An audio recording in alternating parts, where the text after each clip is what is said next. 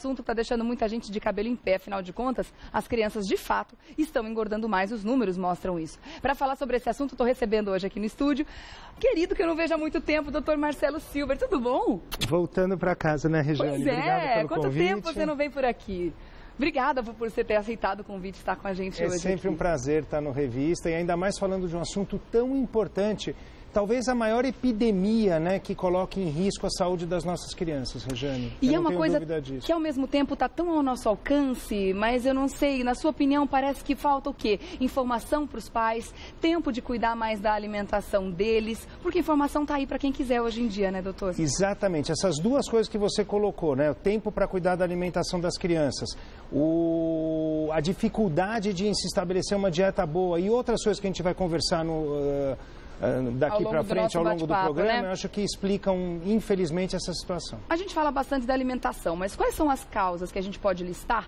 Quais são as causas da obesidade infantil? Então, vamos começar pelo final. Eu vou colocar duas causas que a gente ainda não conversou. Primeiro, problema da segurança que nós temos hoje. Então, infelizmente, o aumento no índice de violência, principalmente nas grandes e médias cidades, tirou a criança da rua, Regiane. Você brincava na rua, eu brincava na rua.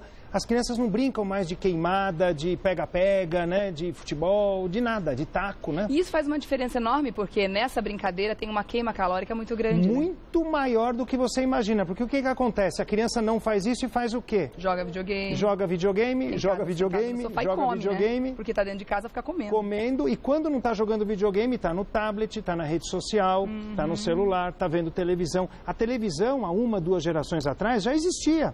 Só que ela era mais controlada pelos pais e a criança dividia o tempo dela com a rua. Não tinha tanta opção, nem tantos canais, então hoje realmente... E nem tinha tanta televisão em casa, era uma na casa toda. Hoje em dia é uma por cômodo, muito mais televisão do que família em casa, muitas vezes, né? Agora, em que momento que os pais devem ficar preocupados com o peso da criança? Em que momento que vai soar ali a luzinha amarela? Isso é que é o importante, né? Quando você tem um filho, você muitas vezes tem uma visão distorcida do estado físico dele, né? Então, muitas vezes, essa criança, ela para de fazer atividade, ela está um pouco cansada, por exemplo, você, obviamente, enxerga ele como uma criança um pouco sobrepeso, um pouquinho gordinha, essa é a hora que a luz amarela deve acender. Então, muitas vezes, os pais podem confundir um visual que aparentemente pode ser saudável já com sobrepeso. Agora, como fazer para ter esse cálculo? Isso o pediatra, claro, pode ajudar a gente. Isso é o mais importante do nosso bate-papo com vocês, mães.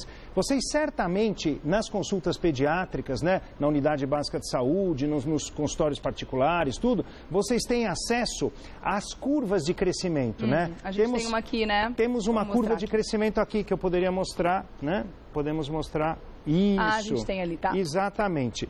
Então, a criança, toda consulta, ela é monitorada, ela é monitorizada. Então, o pediatra fala, olha, seu filho está normal, a mãe sempre pergunta, né? Sim. Então, as curvas de índice de massa corpórea e de peso e altura, tanto para meninas quanto para meninos, né? Essas curvas, elas são curvas indicativas, tanto da situação da criança naquele momento, como se ela está subindo ou descendo. Então, se a criança está caminhando, por exemplo, para risco de excesso de peso, ou seja, ela está 85% acima do normal para aquela faixa etária, aí o pediatra deve solicitar exames de laboratório, né? E deve acender a luz amarela para como é que é o hábito dessa criança de alimentação, se há uma oferta calórica excessiva, proteica, alimentos industrializados, refrigerantes, como é que é o lazer dessa criança e como é que é principalmente o lazer dessa família. Se essa família é uma família que, por exemplo, nos fins de semana investe algum tipo de tempo em caminhadas, atividades físicas com os filhos, ou infelizmente é a família brasileira padrão, né? Que fica no fim de semana, todo mundo, até porque os pais trabalham muito e querem descansar, mas as crianças ficam sem atividade física nenhuma. Ou se enfiam dentro do shopping muitas vezes e acabam brincando com os eletrônicos de lá também. E depois vão almoçar naquelas praças de alimentação dos shoppings, infelizmente, às vezes, numa alimentação extremamente inadequada, que depois a gente vai ver. O que não é errado, né? A gente fala de coisas que de repente não se deve fazer, mas não se deve fazer todo final de semana. A festa de aniversário. Tudo equilibrado. A festa de aniversário sempre, né? É o exemplo típico, onde você, na minha opinião, a criança deve ter acesso a doces, a refrigerantes, a alimentos mais, assim, politicamente não corretos. Por quê? Porque é um momento de celebração, é um momento diferente. O duro é quando esse padrão se reproduz no dia a dia, Regiane. Eu concordo que a gente não deve ser xiita, como dizem, nem né, nessa xiita, questão. nem radical. Agora, o que é interessante, você falou a questão dos pais, nos hábitos da criança, sobre passeios, sobre tipo de atividade fora de casa e tudo mais. Agora, o exemplo que a gente dá com a nossa alimentação do dia a dia também conta muito, né? Afinal de contas, não adianta nada a gente falar para o nosso filho assim, olha, não pode comer chocolate todo dia, não é legal, é doce, é gordura, não sei o que. De repente você vai lá e o seu filho te vê comendo chocolate todos os dias. É aquela questão, por que você pode ou não pode? Não entra na cabeça da criança, né, doutor? Óbvio, eu sempre digo no consultório para os meus pacientes, para os pais e para as mães, o seguinte, a criança, ele é um grande imitador. Então a tua postura moral, como você trata, por exemplo, as pessoas mais humildes, como você trata, por exemplo, as pessoas de idade, como que você se alimenta, isso vai repercutir diretamente na formação do caráter e dos hábitos da criança, hábitos de saúde, hábitos de alimentação e hábitos de comportamento. Então, por exemplo, Rejane, aquela família fala, eu não gosto de salada, eu não gosto de ovo. Pronto, a criança não gosta de ovo. E ovo é uma fonte importante de proteína e pode ser usado na alimentação infantil, obviamente, nos limites da moderação, né? E isso acontece mesmo que a criança nunca tenha tido contato com aquele alimento. Só de ouvir o pai ou a mãe falar que não gosta ou que não faz uso daquele alimento, que tem algum tipo de preconceito com o alimento, isso já passa automaticamente para a criança. Rejane, tem uma pesquisa feita em Manchester, na Inglaterra, um grupo de endocrinologistas infantis, pediatras e nutricionistas pesquisaram um grupo de 200 crianças e compararam os hábitos de alimentação dessas crianças com os dos pais. 87% das crianças têm os mesmos hábitos alimentares dos pais. Então, e da família ampliada, obviamente. Isso é a coisa mais importante. Você, pai, você, mãe, você tem que criar hábitos de saúde, de alimentação e de atividade física mais saudáveis para você mesmo, e isso vai refletir na saúde dos seus filhos. Por isso que dizem que quando a gente é pai, a gente se torna pai e mãe, a gente melhora em todos os sentidos, né? Não só a questão do exemplo ético, moral que a gente quer passar para as crianças, mas também a nossa alimentação como consequência. Como a gente quer oferecer alguma coisa melhor para eles, a gente também acaba melhorando e pesando o que você leva para casa quando está no supermercado. É um grande estímulo, sem dúvida, né? Mas os números mostram que nem todos conseguem melhorar. Então cabe à sociedade, né? Por exemplo, à imprensa, aos médicos, às mídias, tentar criar nas famílias hábitos de comportamento, de alimentação e de exemplo mais saudáveis para as nossas crianças. Agora, falando em obesidade, a obesidade em si já é um problema, porque a criança realmente vai ficar mais lenta, vai brincar menos, todos os problemas que o excesso de peso em si já causa na criança. Mas existe uma lista de doenças que a obesidade também traz para esse organismo, né? A obesidade, ela pode, obviamente, repercutir na idade adulta, em síndrome metabólica, em diabetes mellitus, em hipertensão, né? Em maior índice, por exemplo, de colesteróis aumentados e triglicérides com maior risco de acidente vascular cerebral, tudo. Então, isso, você vai tirar a qualidade. Eu sempre brinco no consultório quando eu não tenho a colaboração de uma avó ou de um avô, né? Que às vezes é o cuidador da criança, a mãe vai trabalhar, né, Rejane? Aí eu falo, quando o seu netinho, que você acha que está muito bem, ele está sobrepeso, ele for um adulto, ele estiver enfrentando esses problemas, a senhora não vai estar mais aí, né? É verdade. Aí as avós se assustam um pouco.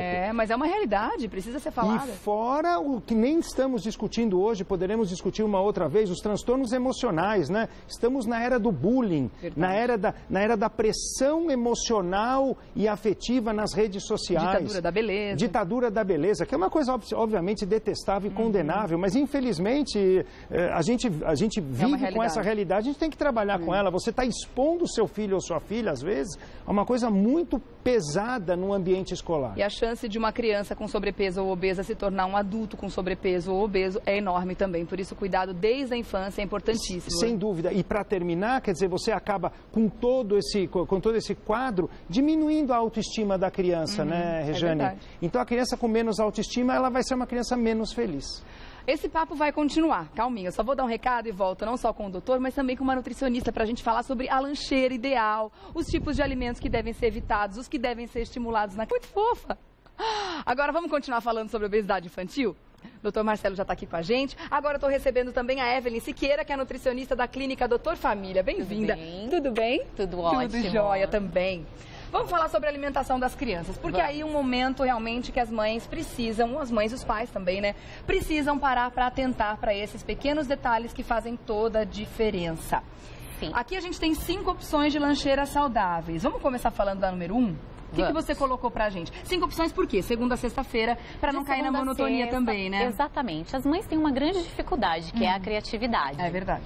Então, eu trouxe 5 opções, né? Então, vamos começar pela primeira. Tá. A primeira... Segunda-feira. Segunda-feira. Então, foi a fruta, né? A fruta é importante, eu trouxe a uva.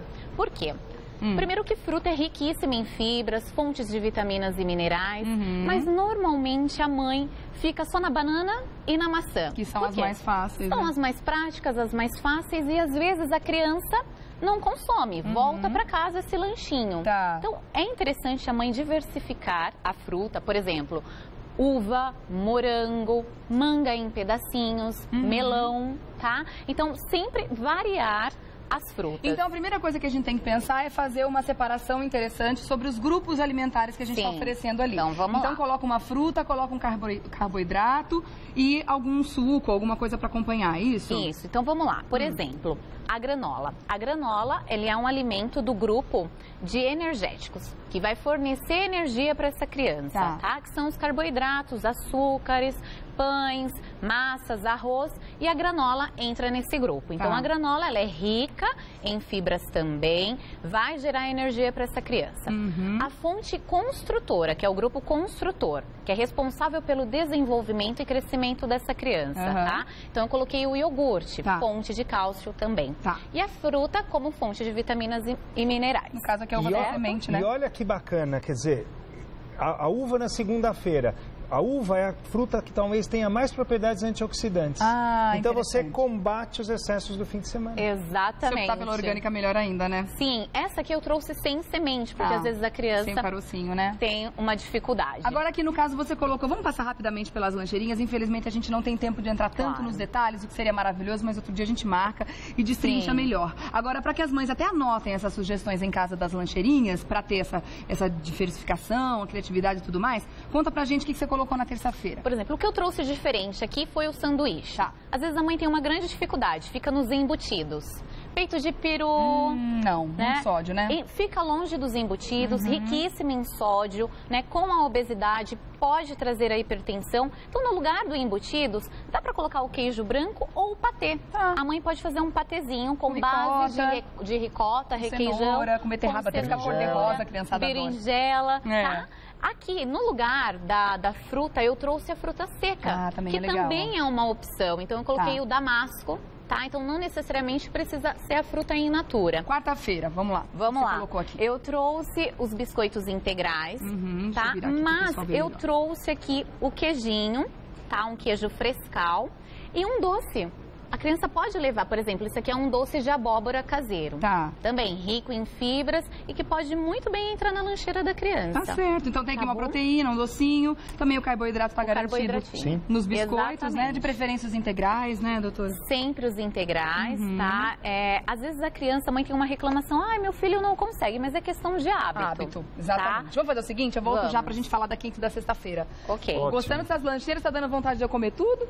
Tudo tão gostoso e saudável, né, gente? Isso que é importante, diversificar, a criançada não cair na monotonia do dia a dia, isso também é legal, né? Agora vamos falar com o Paulo, principalmente das crianças, porque é um assunto que eu gosto muito, me envolvo e acho que é de uma importância vital, porque esse é um grande legado que a gente deixa para eles, né? Como eles vão se alimentar no futuro. Vamos falar da quinta-feira, como é que a gente pode estimular mais legumes e outros alimentos? Bom, eu coloquei aqui o tomate, né? O tomate cereja e a cenoura baby, que muitas mães falam, poxa, mas mandar vegetais, né? Na lancheira é uma opção no lugar da fruta, né? E é super acessível, prático e a criança normalmente aceita muito bem. E uma delícia de comer, né, gente? Nossa, meus filhos comem tomate como se fosse pipoca. Às vezes, tomatinho pequenininho. A mãe fala, meu filho tem dificuldade de vegetal, então talvez seja uma grande oportunidade já de inserir esses vegetais aqui na lancheira. Você colocou mais um iogurte também, né? E aí... Eu trouxe o bolinho, porque normalmente as mães acabam fazendo a opção pelos bolinhos industrializados.